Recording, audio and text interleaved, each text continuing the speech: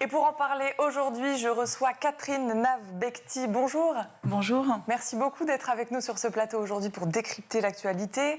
Pour vous présenter, vous êtes secrétaire générale CFDT Éducation, Formation, Recherche publique.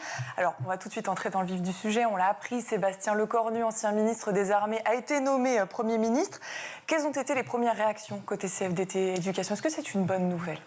Pour la CFDT, ce qui nous intéresse, c'est pas le casting, c'est pas tellement le nom du Premier ministre, c'est quelle politique il va conduire et avant tout quelle politique budgétaire. Nous, on attend de la justice fiscale, de la justice sociale et donc un changement de cap budgétaire par rapport à ce que François Bayrou, le précédent Premier ministre, avait proposé. Et c'est pour cette raison qu'on appelle toujours nos collègues à l'Éducation nationale, dans l'enseignement supérieur et la recherche, mais globalement tous les salariés, à se mobiliser fortement le 18 septembre pour demander un autre cadre budgétaire. Est-ce que cette nouvelle nomination amplifie le mouvement contestataire qui se passe aujourd'hui, ce mercredi 10 septembre ? Alors, pour ce qui se passe aujourd'hui, peut-être.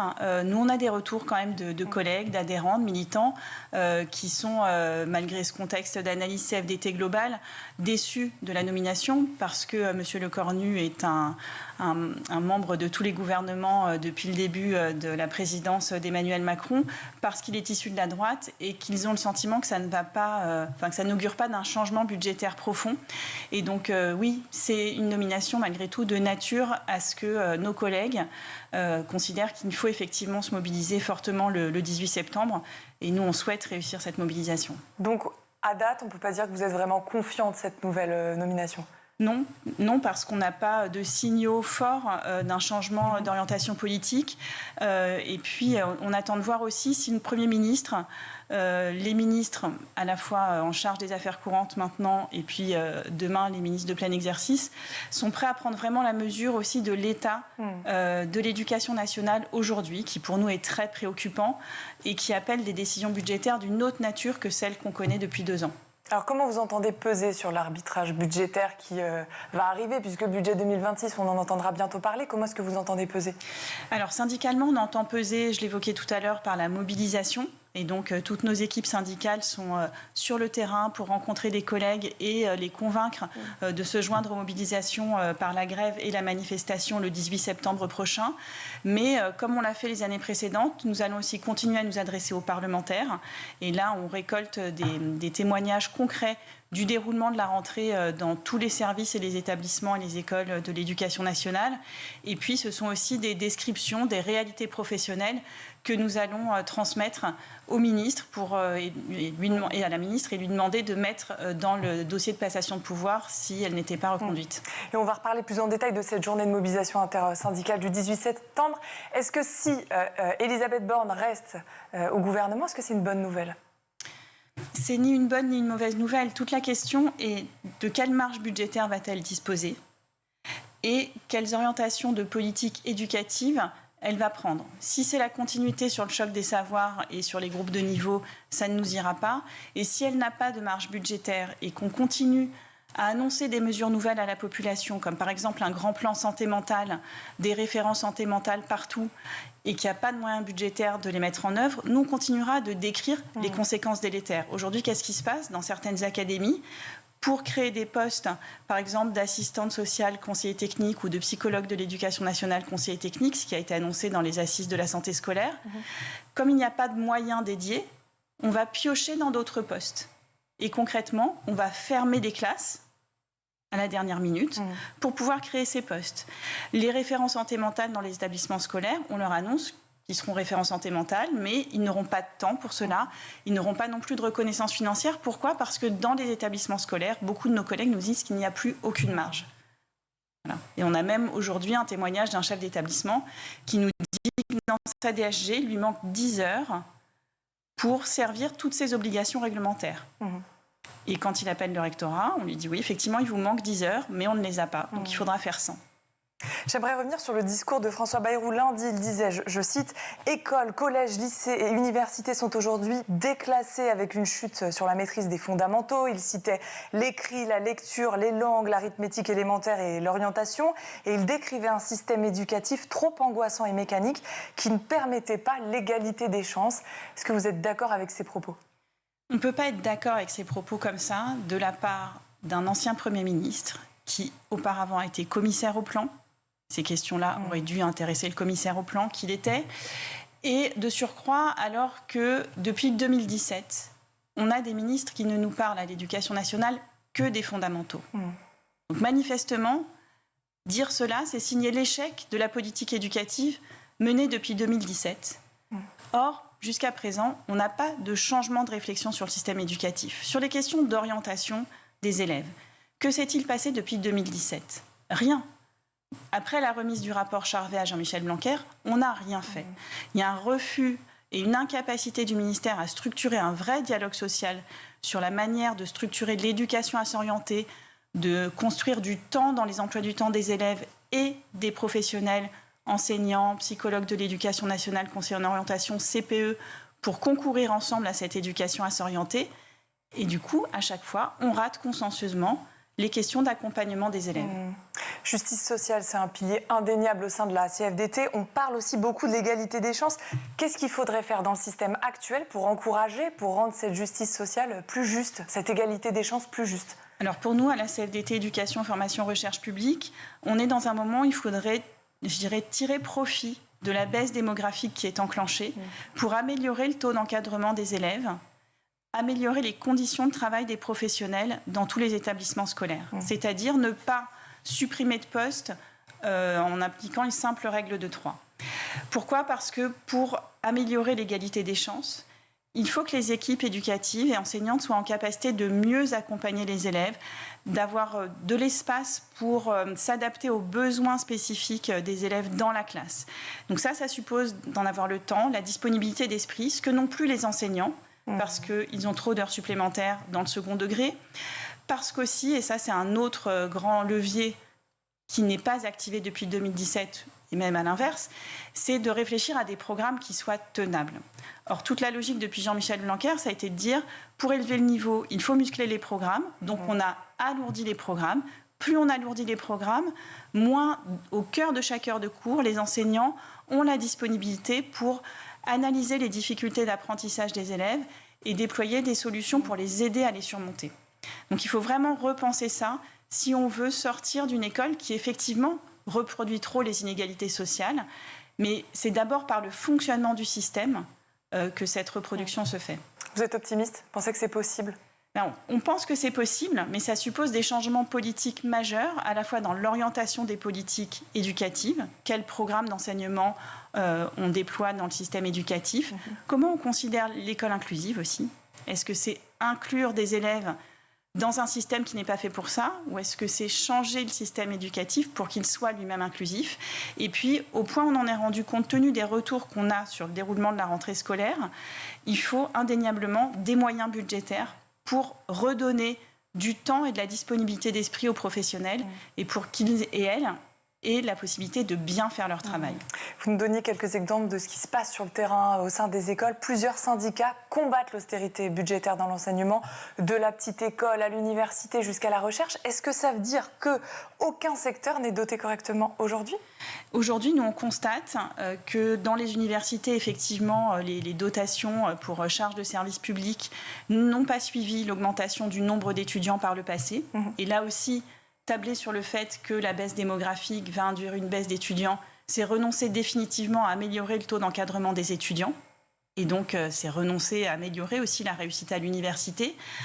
De surcroît, on demande aux universités de déployer, par exemple, des modules de préparation concours dans le cadre de la formation initiale des enseignants. Et nous, nos sections d'université nous disent qu'elles n'ont aucun financement pour ça. Donc, pour le faire, on leur demande de fait de fermer d'autres capacités d'accueil ou de moins bien encadrer les étudiants. Donc, on est reparti dans un cycle négatif. Et puis, dans le premier et le second degré, c'est ce que je disais tout à l'heure, ces dernières années, on a connu une intensification du travail extrêmement forte qui nuit à la capacité des professionnels d'exercer au mieux leur travail, d'exercer au mieux leur métier. Il y a une perte de sens qui est très mal vécue par nos collègues, qui se traduit par des démissions, qui se traduit aussi par des collègues qui perdent le moral en quelque sorte. Et ça, c'est négatif pour le système éducatif. Et on a atteint un stade où pour inverser la machine, il faut arriver à désintensifier le travail et donc avoir plus de professionnels, et ça coûte. Donc si on n'accepte pas cet investissement dans l'éducation, qui est un investissement qui suppose de payer des professionnels, on risque de continuer dans une spirale négative et de se plaindre à chaque résultat d'enquête internationale du décrochage de la France par rapport à d'autres pays de l'OCDE. Est-ce que vous avez l'impression que l'éducation nationale est reléguée au second plan dans les décisions gouvernementales? Alors ça dépend des moments. Parce que, en tout cas, dans le discours, beaucoup de ministres de l'Éducation nationale, beaucoup de premiers ministres depuis plusieurs quinquennats d'ailleurs, font de l'éducation, on a toutes les expressions, la mère des batailles, en tout cas une priorité. Et puis on peut toujours dire que le budget de l'Éducation nationale est le premier budget de la nation. La question, c'est quel projet de société nos gouvernants ont pour l'école. Et est-ce que ce projet de société, c'est l'émancipation, l'égalité et la capacité qu'on donne à tous les enfants de construire leur réussite, d'être acteurs du monde de demain, qui est le leur et pas le nôtre, ou est-ce qu'on veut continuer à toujours bien sélectionner une élite et puis on ne se préoccupe pas trop de celles et ceux qui ont plus de difficultés, ce qui serait une lecture qui ne nous convient pas à la CFDT. Et puis après, il y a comment ça se traduit en actes en termes de décisions budgétaires et je le disais aussi de politique éducative, puisque pour nous, l'alourdissement des programmes entrave le travail des personnels. J'aimerais vous faire réagir à cette citation de Marie-Lise Léon, qui est chef de file de la CFDT. Dans un communiqué du 29 août, elle disait, je vais citer cette phrase, « Le musée des horreurs du projet de budget doit être abandonné ». Est-ce qu'on vient d'éviter le pire en changeant de gouvernement ? C'est dur à dire aujourd'hui, parce qu'on n'est pas encore certain que le nouveau Premier ministre ait décidé de fermer définitivement le musée des horreurs. Et c'est pour ça que je vous disais tout à l'heure en début d'interview que la question pour la CFDT, ça n'est pas le nom du Premier ministre, c'est la politique qu'il va conduire. Aujourd'hui, quelles sont vos principales craintes pour demain concernant l'enseignement ? Alors notre crainte pour l'enseignement, ce sont des collègues épuisés et qui donc risquent de lâcher, c'est-à-dire soit de devoir se mettre en arrêt maladie parce qu'ils n'y arrivent plus. Et on a des témoignages en ce sens, ou des démissions. On a une militante AESH qui racontait hier qu'elle a passé plus de 60 heures la semaine de la rentrée à accompagner des collègues AESH qui n'en peuvent plus de leurs conditions d'affectation et dont plusieurs ont décidé de quitter l'éducation nationale tellement leurs conditions d'affectation sont infernales. En gros, on n'a pas assez d'AESH. Il y a des élèves notifiés et donc on morcelle le temps des AESH pour accompagner plusieurs élèves dans plusieurs établissements et c'est invivable. Donc on a vraiment une inquiétude sur, je dirais, l'état moral de nos collègues.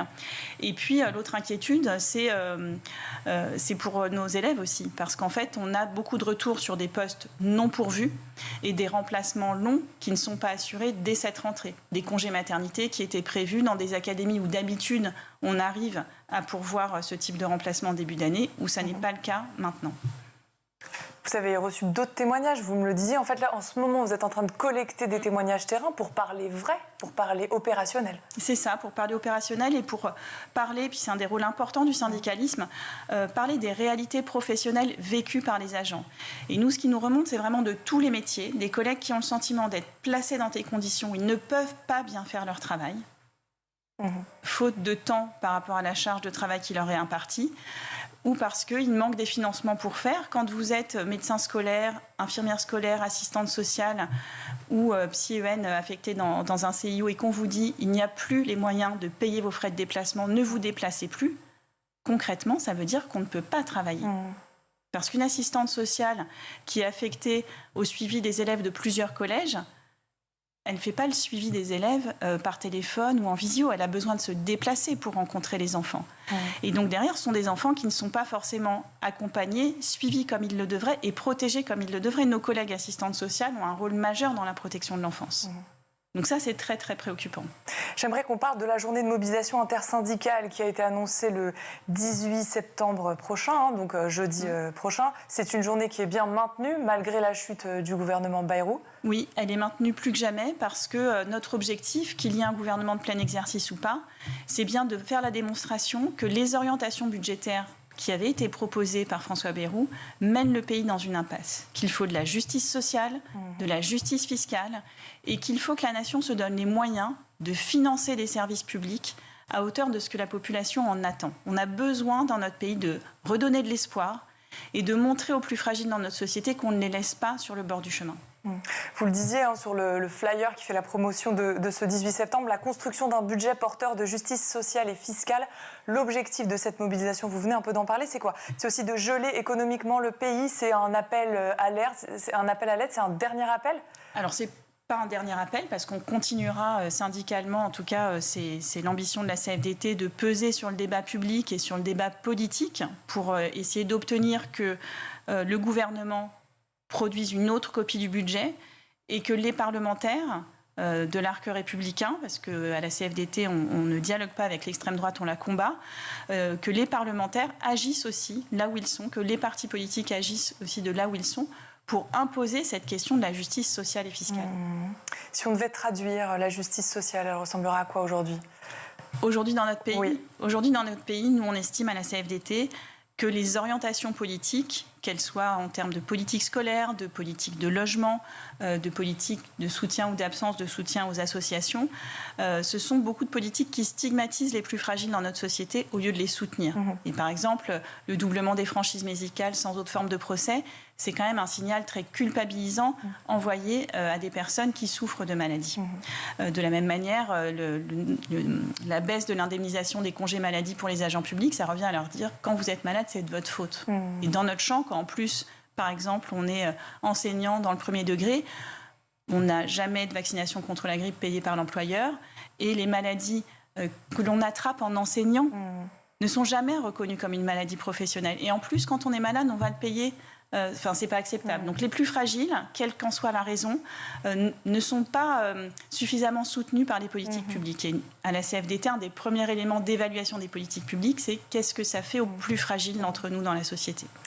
Donc ça, la justice sociale, aujourd'hui dans notre pays, nous on trouve qu'on en est loin et qu'il y a beaucoup à faire pour l'améliorer. Des mesures urgentes à mettre en place, c'est ce que vous dites. Est-ce que vous craignez que les turbulences politiques ralentissent, voire enterrent certaines réformes en cours dans l'éducation nationale ?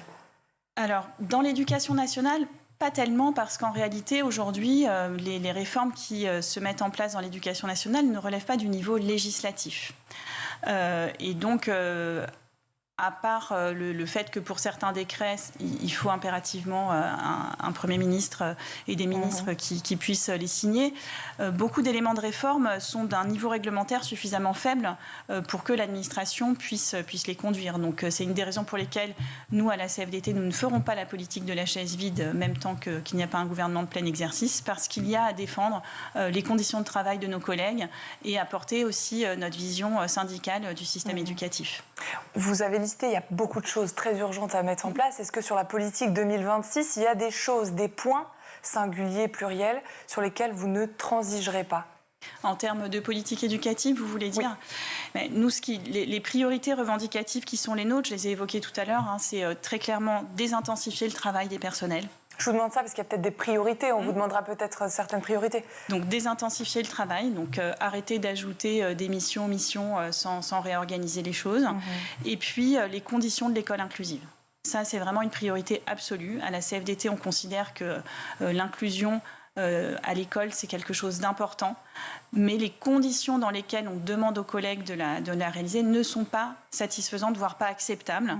Et donc, il faut vraiment que ce soit prioritaire pour tout le monde. Donc, dans une école, est-ce qu'on peut avoir des différences entre deux écoles ? Est-ce qu'on peut dire cette école est en capacité d'être inclusive, celle-ci ne l'est pas ? Est-ce que ça va devenir du cas par cas ?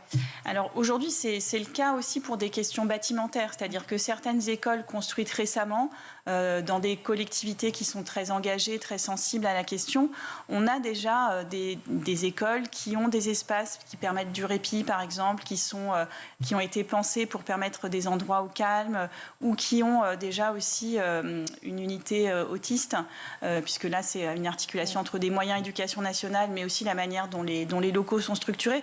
Donc oui, c'est déjà différencié sur le territoire. Nous, ce qu'on demande, c'est la généralisation de ce qui fonctionne. On pense que le rapprochement entre l'éducation nationale et le médico-social est aussi un vecteur d'amélioration des conditions de l'inclusion, aussi bien pour les professionnels que pour les enfants. Et donc, il faudrait mettre de l'énergie dans cette direction. Catherine Naf-Bekti, vous êtes secrétaire générale, vous êtes sur le terrain, vous allez à la rencontre du personnel éducatif, des élèves, des enseignants. On a parlé de toutes ces choses-là à mettre en place. Est-ce qu'il y a quand même un brin d'espoir? Est-ce qu'il y a un peu de lumière? Est-ce qu'il y a des choses qu'on peut penser qui pourraient s'améliorer? Alors la lumière, et ça je veux le redire effectivement avec force, et je vous remercie de l'aborder aussi comme ça, c'est que dans les retours que nous font nos collègues, c'est que comme chaque rentrée, nos collègues sont contents de se retrouver et de rencontrer leurs élèves. Et c'est ce qui fait que l'école tient. Chaque année, les ministres nous demandent, ou les ministères nous demandent comment va se passer la rentrée, comment voyez-vous les choses. Moi, ça fait plusieurs années que je dis, ça va tenir. Ça va tenir, mais à quel prix dans la durée pour les collègues? Parce que nos collègues, ils sont vraiment investis de la mission de service public. Et donc, ils mettent tout en œuvre pour que ça se passe du mieux possible pour leurs élèves. Je voudrais vous faire réagir sur cette dernière question. Depuis la chute du gouvernement Bayrou, tout le monde se pose la question suivante. Est-ce la fin de la Ve République? Car la promesse, c'est quand même qu'il y ait une conjonction entre la gouvernance et le vote des Français. Est-ce que vous en parlez au sein de la CFDT Éducation de cette fin de Ve République? Est-ce un sujet? Alors, ce n'est pas un sujet de débat immédiat dans notre organisation syndicale, parce que notre sujet prioritaire, ce sont les conditions de travail des personnels et les conditions de réalisation des missions de service public. Donc, très clairement, ce n'est pas une priorité de débat en interne. Un grand merci de nous avoir éclairés sur tous ces sujets, de nous avoir aidés à décrypter l'actualité. Je le rappelle, Catherine Nave-Bexy, vous êtes secrétaire générale CFDT Éducation, Formation, Recherche publique. Un grand merci. Merci à vous. On marque une courte page de publicité et on se retrouve juste après.